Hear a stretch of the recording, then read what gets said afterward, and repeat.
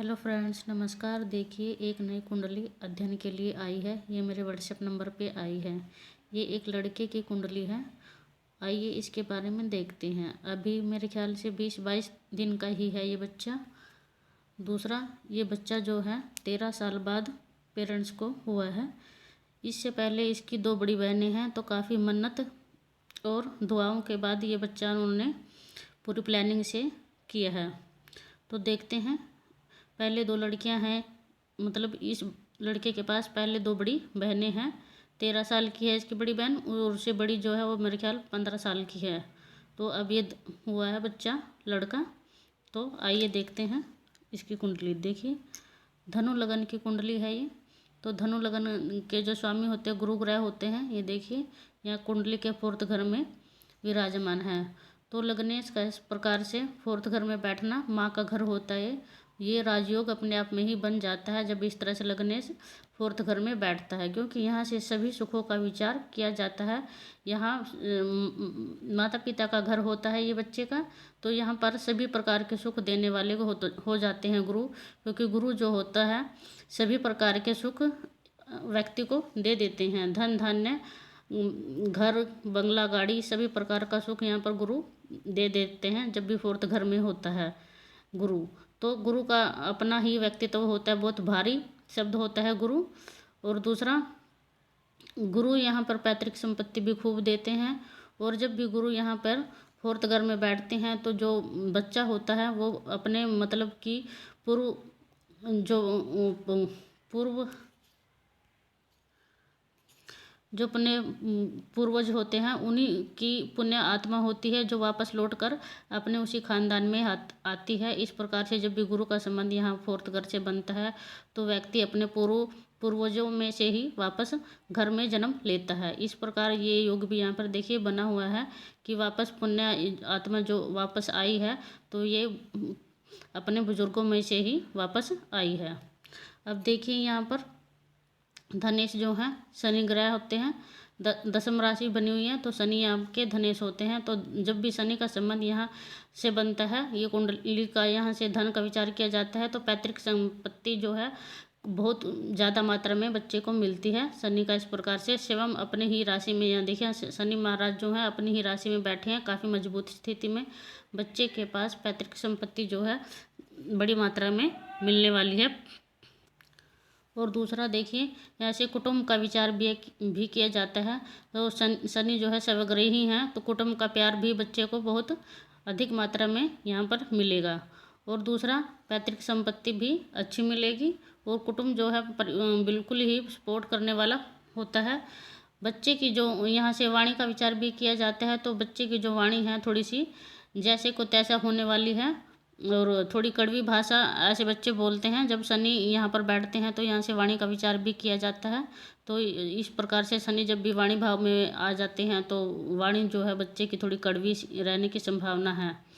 दूसरा देखिए, शिक्षा का विचार पंचम से किया जाता है। तो राहु का संबंध जो है शिक्षा से यहाँ पर बन गया है। तो मैंने हमेशा ही कहा है, जब भी शिक्षा का संबंध राहु से बनता है तो कहीं ना कहीं बच्चा जो है शिक्षा के प्रति भ्रामक जो है व्यक्ति को कर देते हैं राहु ग्रह। तो मन में पढ़ाई ना लगना, एकाग्रता की कमी, इस प्रकार राहु भ्रमित बच्चे को पढ़ाई के लिए कर देते हैं। लेकिन देखिए, राहु जो है मेष राशि में बैठे हुए हैं। तो दूसरा मंगल देखिए, राहु जहाँ पर बैठे हुए हैं तो उसका स्वामी भी देखना जरूरी होता है। मंगल देखिए यहाँ पे बुध की राशि में बैठे हुए हैं।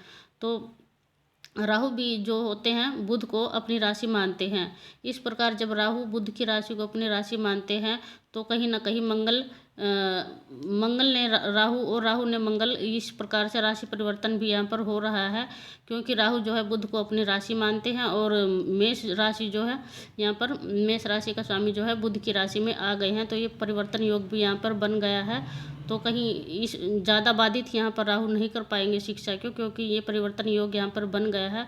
तो यहाँ पर मंगल अपनी पावर पूरी रखेंगे, क्योंकि यहाँ आपस में ही परिवर्तन हो गया। तो जब भी ग्रह आपस में परिवर्तन करते हैं तो ज़्यादा नुकसान नहीं कर पाते हैं, क्योंकि दोनों ग्रह आपस में अपने अपने घर को जो है परिवर्तन कर लेते हैं, तो इस प्रकार ज़्यादा नुकसान की स्थिति इस प्रकार से ग्रह नहीं कर पाते हैं, क्योंकि मंगल राहु के घर में और राहु मंगल के घर में, इस प्रकार से ये परिवर्तन योग यहाँ पे बना हुआ है।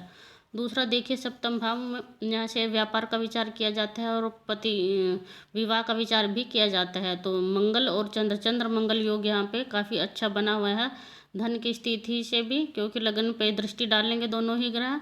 और दूसरा पत्नी के का घर भी होता है यहाँ पे, तो चंद्र मंगल योग बहुत ही सुंदर, और व्यापार के लिए भी चंद्र मंगल योग काफ़ी अच्छा माना जाता है। तो इस प्रकार कहीं ना कहीं जो फैमिली का बैकग्राउंड है, तो व्यापार से यहाँ पर अच्छी प्रकार से बना हुआ है। लाभ की स्थिति में यहाँ व्यापार की स्थिति दिखाई दे रही है। दूसरा देखिए पिता का घर होता है यहाँ पे, 10वां घर होता है कुंडली का। पिता के घर में शुक्र बुध सूर्य की तीन ग्रह यहाँ पर मजबूत स्थिति में है। और दूसरा गुरु का देखिए दृष्टि संबंध, इन तीनों ग्रह पर गुरु की दृष्टि और इन तीनों ग्रह का संबंध यहाँ पर बना हुआ दृष्टि संबंध। तो कहीं ना कहीं गुरु जी यहाँ पे भावना से भी कर रहे हैं मान, क्योंकि गुरु अकेले बैठे हुए हैं तो थोड़ा सा माइनस पॉइंट है, क्योंकि दृष्टि संबंध से यहाँ अकेले की स्थिति नहीं हो रही है, क्योंकि तीन ग्रहों की दृष्टि भी गुरु पर पड़ रही है। तो कहीं ना कहीं माता पिता के संबंध में यहाँ पर जरूर मतभेद रहने की संभावना है, क्योंकि देखिए सूर्य भी दृष्टि डाल रहे हैं और गुरु यहाँ अकेले हैं। तो कहीं ना कहीं माता पिता के संबंध जो हैं तनावपूर्ण रहने की पूरी संभावना यहाँ पर बनी हुई है। अब देखिए सूर्य बुध और सूर्य 3 ग्रह यहाँ लाभ भाव से संबंध बना रहे हैं, तो पिता का कार्य जो है शेयर मार्केट से का काम, इनके पिता बच्चे के पिता जो है शेयर मार्केट का काम करते हैं। तो काफ़ी अच्छा यहाँ पर देखिए शुक्र जो है यहाँ पे शेयर मार्केट के कारक और शुक्र और बुध माने जाते हैं, और गुरु का दृष्टि संबंध। तो कहीं ना कहीं पिता का जो कार्य है काफ़ी अच्छा है यहाँ पे। और देखिए आय में केतु का बैठना, तो केतु जो है निरंतर परिवर्तनशील ग्रह होता है, परिवर्तन के लिए केतु को जाना जाता है। तो आय में की स्थिति जो है अचानक से लाभ भी होने की संभावना, और कभी कभी हानि भी यहाँ पर अचानक से करवाने की स्थिति में, क्योंकि शेयर मार्केट का काम भी ऐसा ही होता है, कभी अचानक से बहुत ज़्यादा लाभ होना और कभी हानि, इस प्रकार घटता बढ़ता रहता है। तो केतु भी यहाँ आय की स्थिति में देखिए शुक्र की राशि में बैठे हुए हैं स्वयं केतु, और शुक्र यहाँ लाभ भाव में। तो इस प्रकार से लाभ कम या ज़्यादा होने की संभावना भी यहाँ पे बनी हुई है। अब देखिए दूसरा यहाँ अष्टम में जो है चंद्र राशि बनी हुई है। चंद्र राशि के जो स्वामी होते हैं चंद्रमा होते हैं, देखिए यहाँ पत्नी के घर में आ गए हैं। कहीं ना कहीं आगे चलकर यहाँ पे पति पत्नी जब विवाह के लिए देखेंगे तो हम पति पत्नी में मतभेद रहने की संभावना, क्योंकि अष्टम का स्वामी जो है पत्नी के घर में आ गया है, और दूसरा पत्नी का जो स्वास्थ्य है यहाँ खराब रहने की भी संभावना यहाँ पर दिखाई दे रही है।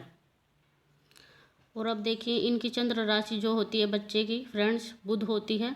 जब चंद्रमा जहाँ बैठते हैं वो आपकी चंद्र राशि हो जाती है। तो यहाँ मिथुन राशि बनी हुई है, तो इनकी जो चंद्र राशि जो है मिथुन है। दूसरा ये बच्चा पूर्णतः मांगलिक है। देखिए सप्तम में मंगल आ गए हैं, मैंने बताया है अपने कार्यक्रम में कि जब भी मंगल जो है कुंडली के फर्स्ट घर में, फोर्थ घर में, 7th में और 8 में आ जाते हैं तो बच्चा पूर्णतः मांगलिक हो जाता है। तो इस प्रकार से बच्चा पूर्णतः मांगलिक है।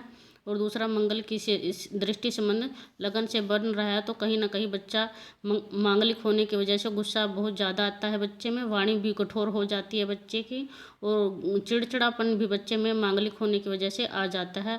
और दूसरा चंद्रमा की भी दृष्टि लगन से है, तो बच्चा अपनी ही मनमानी करने वाला है, तो अपनी पूरी मन मर्जी का ये बच्चा होगा, तो परिवार की ज़्यादा सुनने वाला नहीं है। वैसे भी इतने साल मन्नतों से ही हुआ है, तो अपनी मनमानी तो करेगा ही, क्योंकि ये कुंडली भी ऐसा ही दिखा रही है। और देखिए राहु का संबंध पंचम से बनना, कहीं ना कहीं बच्चा जो है अपनी जिंदगी जो है अपने ही विचारों पे जीने का, बच्चा जो है अपने ही विचारों पे चलने वाला होगा, दूसरों की सुनाई कम ही बच्चा करेगा। तो फ्रेंड्स इस प्रकार से कुंडली का अध्ययन जो है कंप्लीट हो गया है। फ्रेंड्स अगर आप लोगों को कुंडली अध्ययन अच्छा लगा हो तो वीडियो को लाइक कीजिएगा, शेयर कीजिएगा और चैनल को सब्सक्राइब भी कीजिएगा। Thank you friends.